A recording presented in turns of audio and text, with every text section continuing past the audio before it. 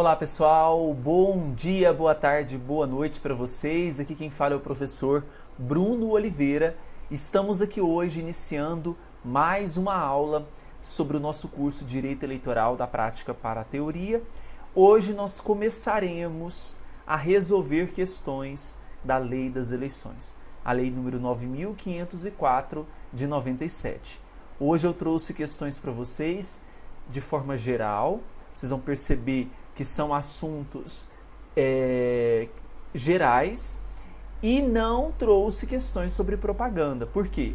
Apesar do tema propaganda estar na Lei das Eleições, nós temos aulas específicas sobre esses temas. Tudo bem? Então, sobre a propaganda política, gênero e as espécies de propaganda, nós vamos ter questões específicas sobre esses assuntos.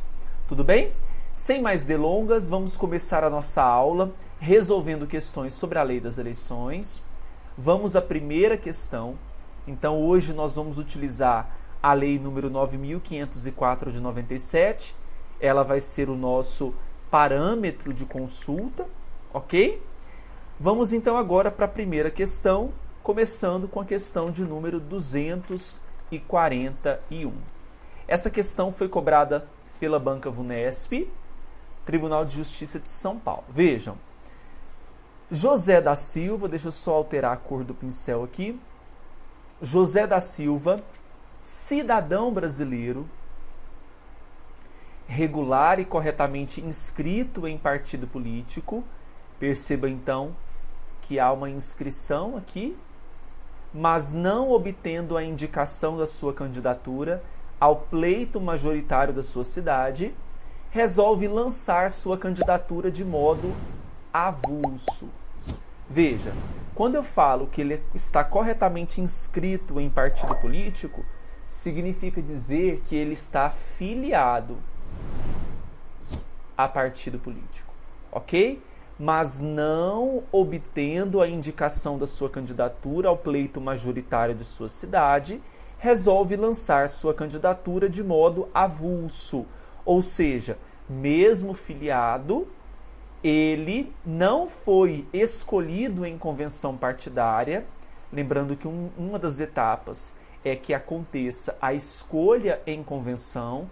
Ele não foi escolhido em convenção partidária, por isso decide lançar a sua candidatura de modo avulso, ou seja, sem o apoio de partido político, apesar de ser filiado.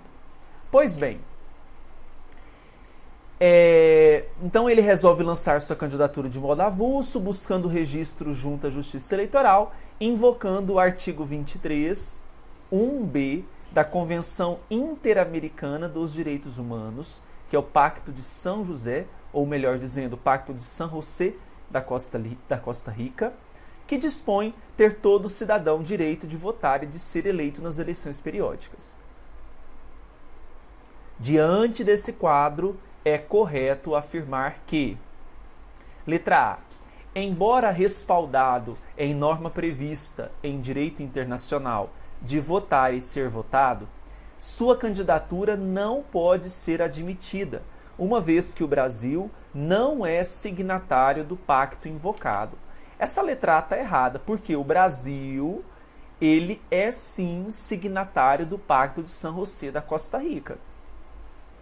Mas mesmo sendo signatário ao Pacto de San José da Costa Rica, a Constituição, as leis infraconstitucionais autorizam os cidadãos se elegerem de modo avulso, mesmo sendo filiado a partido político?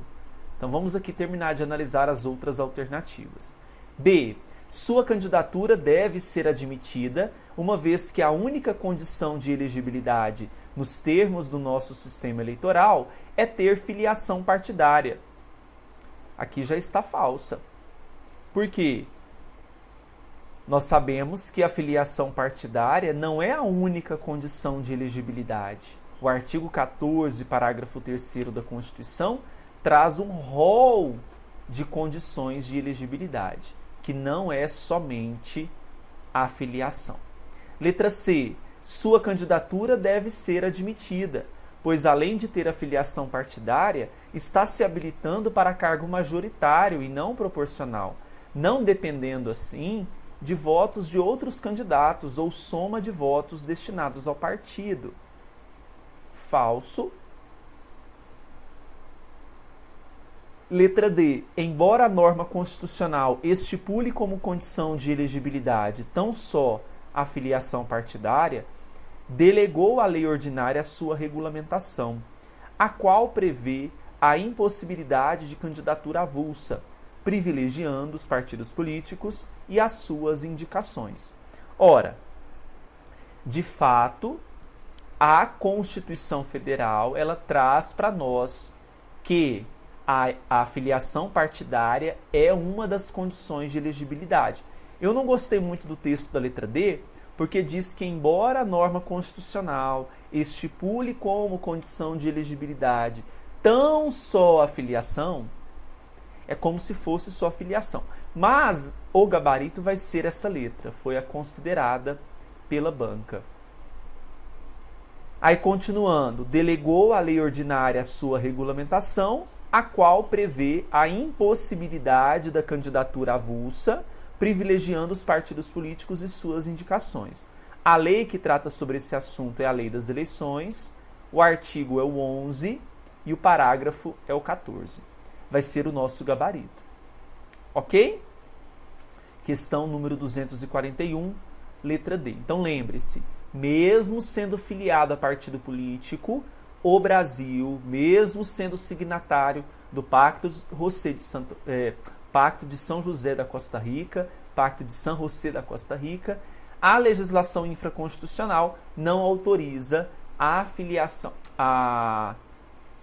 o modo avulso, a candidatura avulsa no Brasil. Ok? Muito bem. Avançando, questão agora 242. Vejam. Segundo a legislação eleitoral vigente, o percentual que um candidato poderá usar de recursos próprios em sua campanha é de, letra A, 30% do limite previsto para gastos de campanha no cargo em que concorrer.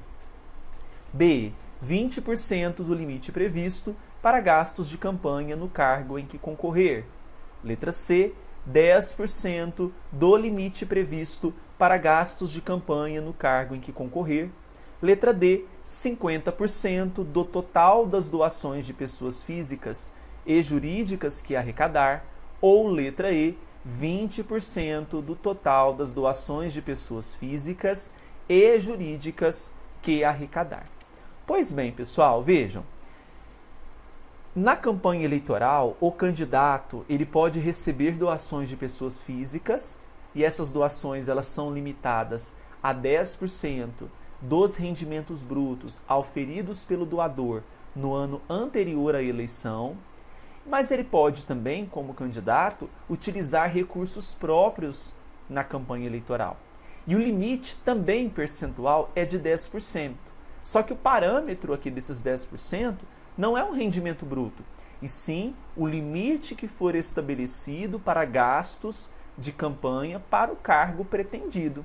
Então, enquanto as doações de pessoas físicas, o limite é 10% sobre os rendimentos brutos auferidos no ano anterior à eleição, nos recursos próprios nós temos 10% e o parâmetro que nós temos destes 10% é justamente o limite de gastos para o cargo pretendido. Então, observando aqui as alternativas, a única alternativa que será o nosso gabarito, vocês há de concordar, que é a letra C. Ok? 10% do limite previsto para gastos de campanha no cargo pretendido, no cargo em que concorrer. Onde está essa previsão? Lei das Eleições, artigo número 23, parágrafo 2º-A. Tudo bem? Questão 242, gabarito letra C. Próxima questão 243, Câmara de Conchal, Banca Nêmesis. Assinale a alternativa que, segundo a Lei Federal número 9.504 de 97, nós já sabemos que esta é a lei das eleições, retrata o procedimento legal a ser adotado pelos candidatos ao descobrirem que seu partido ou coligação não realizou o pedido dos respectivos registros. Letra A. Os candidatos poderão fazer os registros perante a Justiça Eleitoral, observado o prazo máximo de 48 horas, seguintes à publicação da lista dos candidatos pela Justiça Eleitoral. B. Os candidatos poderão fazer os registros perante a Justiça Eleitoral, observado o prazo máximo de 72 horas seguintes à publicação da lista dos candidatos pela Justiça Eleitoral. Letra C. Os candidatos deverão solicitar os respectivos registros a cada presidente do partido a que são filiados, para que faça os registros em até 48 horas de cada pedido individual. Letra D. Os candidatos deverão solicitar os respectivos registros a cada presidente do partido a que são filiados, para que faça os registros em até 72 horas de cada pedido individual. Ou letra E, os candidatos deverão solicitar os respectivos registros perante o Ministério Público Eleitoral. Ora, muitas vezes a gente tem, sempre existe um período para registro de candidaturas após a escolha do nome em convenção partidária, período este que vai até o dia 15 de agosto do ano eleitoral. O partido ele é responsável por esse registro, ele faz esse registro por um sistema eletrônico chamado Candex. Às vezes, até mesmo por maldade, esses partidos esquecem de registrar determinados candidatos. Será que é o fim do mundo? Ou existem aqui outras possíveis soluções para resolver esse esquecimento do partido? Ora, a lei das eleições ela traz uma previsão no artigo 11, parágrafo 4º, que ainda é possível o requerimento de registro individual de candidatura. O famoso RRCI, que é o requerimento de registro de candidatura individual. E isso deverá ser feito a partir do momento que é publicado ali a relação dos candidatos que foram deferidos, ora indeferidos, tem um prazinho de até 48 horas para que isso seja feito. Então, voltando aqui à questão, só levando em o parâmetro é a lei das eleições, o artigo é o 11, o parágrafo é o 4º, e esse artigo número 11, parágrafo 4º, ele diz o seguinte, que o gabarito, vamos assinalar já o gabarito aqui, que os candidatos poderão fazer os registros perante a Justiça Eleitoral, observado o prazo máximo de 48 horas seguintes à publicação da lista dos candidatos pela Justiça Eleitoral. Então, há a publicação de uma lista feita eletronicamente, feita no Diário de Justiça Eletrônico, A partir do momento que há essa publicação, esse candidato esquecido, que foi esquecido, tem o prazinho aí de 48 horas seguintes à publicação desta lista para regularizar perante a Justiça Eleitoral. Ok? Então, letra A é o nosso gabarito. Letra B diz 72 horas, não são 72 horas. A letra C fala que a solicitação é feita ao presidente de partido. Não, nem a letra C, nem a letra D, Todos falam sobre isso. E a letra E, a mais absurda de todos, fala que essa solicitação é perante o Ministério Público Eleitoral, mas aqui não leva em consideração nenhum parâmetro de prazo, nenhum termo de prazo, então por isso que é importante nós levarmos isso em consideração. Ok? Beleza? Gabarito, letra A. Bora para a próxima questão, número 244. Questão número 244, ela foi cobrada também no concurso da Câmara de Conchal, certo? São Paulo, banca